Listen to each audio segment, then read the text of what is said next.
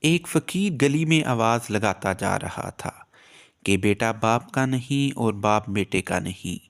یہ آواز بادشاہ کے کانوں میں پڑی۔ بادشاہ نے کہا، فقیر کیا کہتا جا رہا ہے کہ باپ بیٹے کا نہیں اور بیٹا باپ کا نہیں؟ یہ تو بڑا عظیم رشتہ ہے۔ اس نے اپنے درباریوں کو حکم دیا کہ فقیر کو پکڑ کر لاؤ۔ فقیر کو پکڑ کر جب لایا گیا، بادشاہ نے کہا، فقیر کیسی آوازیں لگاتا جا رہا ہے؟ اس نے کہا کہ میں کہہ رہا ہوں کہ باپ بیٹے کا نہیں اور بیٹا باپ کا نہیں۔ بادشاہ نے کہا، یہ تو بڑا عظیم رشتہ ہے، تم ایسا کیسے کہہ سکتے ہو؟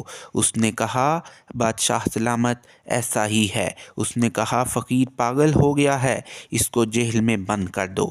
درباریوں نے اس کو جیل میں بند کر دیا۔ چند دن بعد گزرے تھے کہ بادشاہ کا بیٹا بیمار ہو گیا۔ بڑے سے بڑے ڈاکٹر کو اور حکیم کو دکھایا گیا، لیکن بیٹا ٹھیک نہ ہوا۔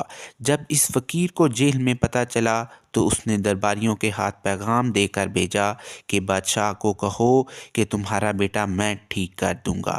جب بادشاہ کو پیغام ملا تو بادشاہ نے کہا کہ فقیر کو باہر نکال کر لاؤ۔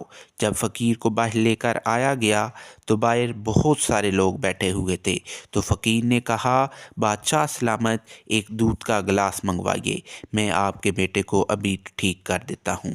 بادشاہ نے حکم دیا تو گلاس دودھ سے بھرا ہوا آ گیا۔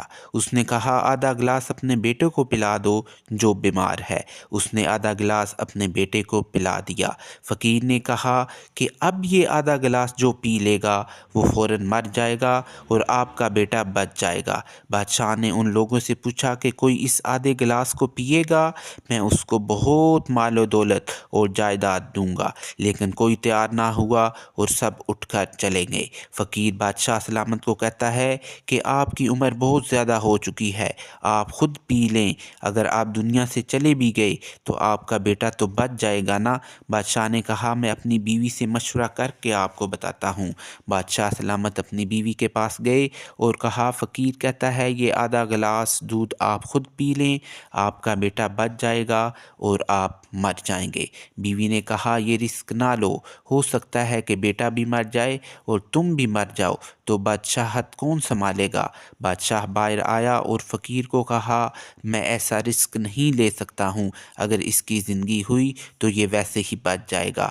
فقیر نے ہنس کر آدھا گلاس دودھ کا پی لیا اور بادشاہ سے کہا، میں نے کہا تھا نا کہ آج کل نہ باپ بیٹے کا ہے اور نہ ہی بیٹا باپ کا ہے۔